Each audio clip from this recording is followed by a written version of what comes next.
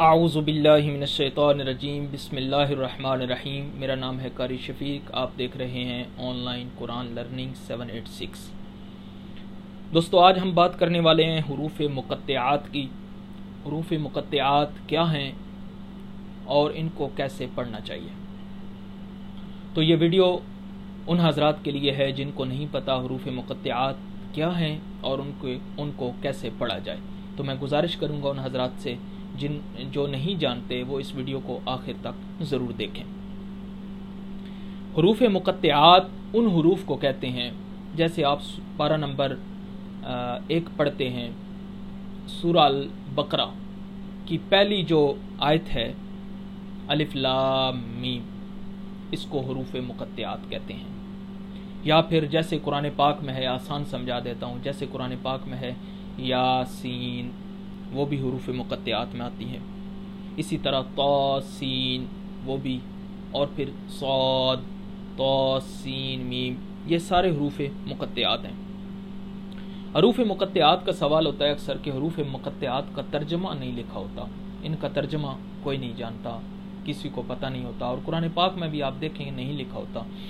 تو دوستو، گزارش یہ ہے کہ حروف مقطعات کا جو ترجمہ ہے وہ کسی عالم کو نہیں پتہ، کسی مفتی کو نہیں پتہ۔ کسی بھی بڑے سے بڑے پڑھے لکھے بندے سے پوچھیں تو وہ اس کا ترجمہ نہیں جانتا۔ اس کا ترجمہ خدا جانتا ہے یا خدا کا نبی مصطفیٰ صلی اللہ علیہ وسلم جانتا ہے۔ مجھے اور آپ کو اس کا ترجمہ نہیں پتہ، کسی عالم کو بھی نہیں پتہ۔ تو ابھی اس کو پڑھنا کیسے چاہیے، اور ان حروف کو، جو مقطعات حروف ہیں، ان کو اپنے بچوں کو یاد کرا دینا بھی برکت کے لیے یہ بھی ضروری ہے۔ تو اپنے بچوں کو زبانی بھی یاد کرا دینا چاہیے۔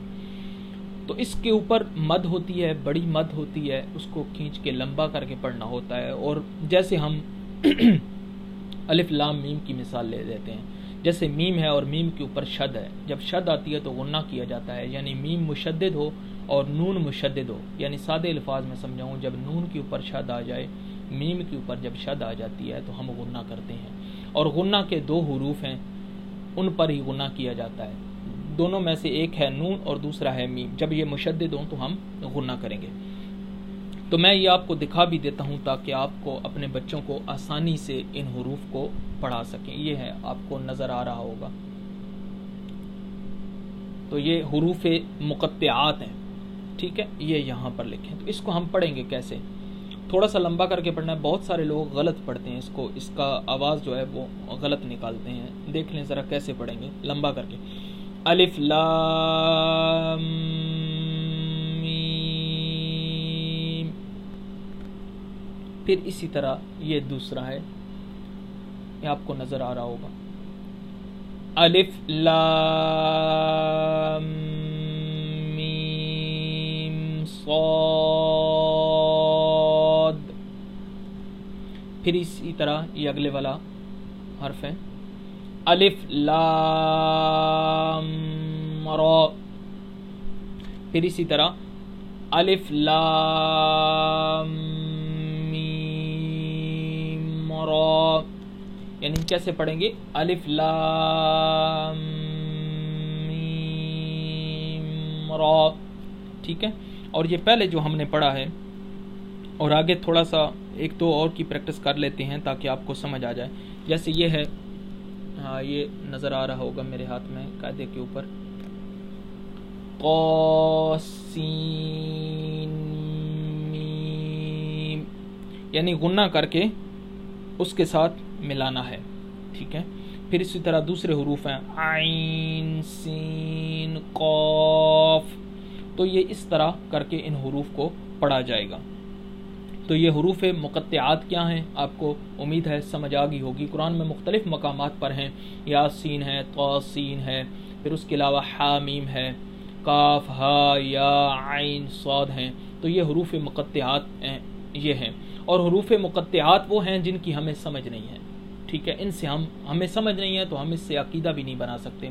قرآن میں وہ آیات ہیں جن سے ہم عقیدہ بنا سکتے ہیں، وہ ہیں آیات محکمات۔